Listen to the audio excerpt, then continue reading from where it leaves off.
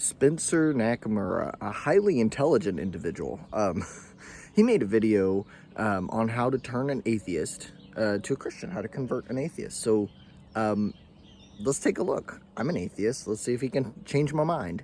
How do I get an atheist to believe in God? In my opinion, an atheist is not an atheist because of his head, but he's an atheist because of his heart. Even if there was definitive proof of God's existence, atheists still wouldn't be Christian. Well, I suppose that's pretty easy to say if you just ignore anything anyone says about their own beliefs and just kind of ascribe to them what you want to be true. That's kind of like the God's not dead version of atheists aren't atheists because, they've reasoned their way out of it. They're atheists because they're mad at God. It's a very, very common line that I've seen, atheists just want to sin. Like, they just want to sin. That's why they're an atheist. That's it. That's, there's nothing more to it other than they don't want to be held accountable. And that not only is that incredibly condescending, but it's also really, really stupid.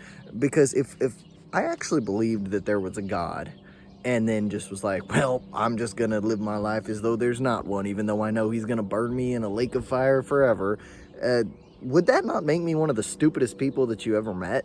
No. I'm going to go as far as to say most atheists are atheists because they've thought their way through it and come to the conclusion that they don't necessarily believe that God exists. I think that it's more of a Christian wet dream that atheists are just mad at God. Honestly, that's really what it is.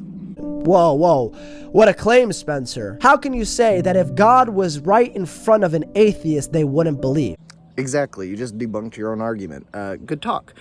No, how dare you sit there and talk about, people that you don't know, people whose experiences you have not lived through, people whose thoughts and reasoning you don't understand, and then just ascribe some sort of belief to them. How dare you? Is that not the most intellectually dishonest and stupid thing that you could possibly do? I'm going to go ahead and tell you, yes, it is. It is intellectually dishonest and stupid. So, yeah. In the Garden of Eden, Adam and Eve would walk with God. Obviously, that is undeniable proof that God exists. Would you not agree? Undeniable proof that God exists. Maybe if that story were true and we had any way of verifying it, if Adam and Eve indeed did walk with God and then they didn't believe in him, that'd be pretty stupid of them to not believe in him. But just because they walked with God and they disobeyed him doesn't mean that they... What? What exactly are you trying to say here? They didn't just deny that God existed. They didn't deny God existed at all. They just disobeyed and did something they weren't technically supposed to do. That is not equivalent to disobedience. What? And Adam and Eve walked with God, and yet in their pride, they chose not to be with God. Look at the Israelites. Imagine being in Egypt when God brought those plagues. Oh, yes, examples from the Bible that prove that the Bible's true? I guess. What? Why are we delving into the Bible to prove that anything about people that are alive today, proving anything about the beliefs of people that have reasoned themselves out of God? When you start throwing out examples like the ancient Israelites, how does that relate in any way to current day atheism?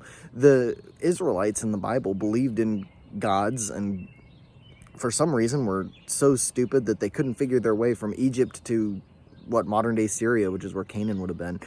It's like a 6-day walk, and they were wandering in the desert for 40 years. So I don't really necessarily think that, that story carries a lot of weight when we're talking about just people reasoning their way out of God. Sure, they started complaining, but the point of those stories in the Old Testament was, don't complain about God. Don't complain about, the blessings that you get because they're not good enough. Those are allegories. They're stories to teach a lesson, and they're handed down verbally from generation to generation. And sure, there might be some valuable information in those stories. They could be parables that will teach you good lessons, maybe, or they could just be the retelling of a tribe of people who want to prove why their tribe is better than others and justify the acts of genocide and slavery that they enacted upon others. But that's just a thought. Look at the Israelites. Imagine being in Egypt when God brought those plagues. Imagine being at the Red Sea when it parted. That is undeniable proof that God existed. A pillar of fire appearing out of nowhere. That is undeniable proof that God existed. And what does it say about the nation of Israel? That they complained and they were unbelieving.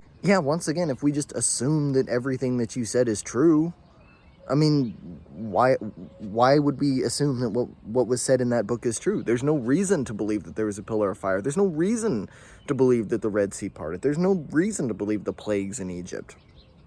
Why would we choose to believe that? Matter of fact, I don't actually think there's any proof necessarily that the Israelites were ever slaves in Egypt, now that I think about it, archaeological or otherwise.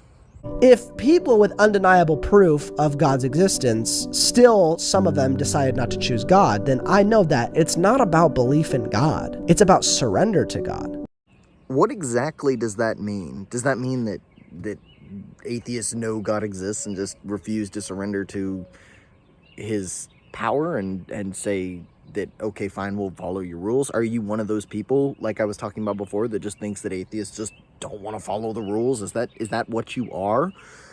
I mean, first of all, that's the end of the video. So there is no how to turn an atheist into a Christian, so that part of the video is a lie. I love the clickbait, by the way. But you're just one of those people. You're just one of those people that decides that you can ascribe to an atheist why they believe what they believe. Let me tell you why I believe the way I do. I was very, very religious when I was brought up, and I stayed religious until I was about 20. And it was through a process of, torturous study and research, listening to every debate I could find, reading books. I read the Bible cover to cover several times, and eventually, was able to release myself from the bonds of religion by, coming to the conclusion that I don't think there is enough evidence to show that God must exist. I think everything in the universe works without that assumption. But it wasn't an easy decision. And it certainly wasn't just, I just want to do what I want, therefore. That's a really stupid way to look at things. So, yeah. This guy's an idiot. Nothing he said means anything. So I'm just going to go ahead and dismiss what he said out of hand. How about that? I'm just going to dismiss him. Anyways, if you enjoyed it, go ahead, give a thumbs up. Argue with me in the comments. I don't care. I like arguing. I've got 8 brothers. I like to have arguments. So get down there and tell me how much of an idiot I am. And if you agree or you like to have more arguments, then just subscribe. And I'll see you guys next time. Bye.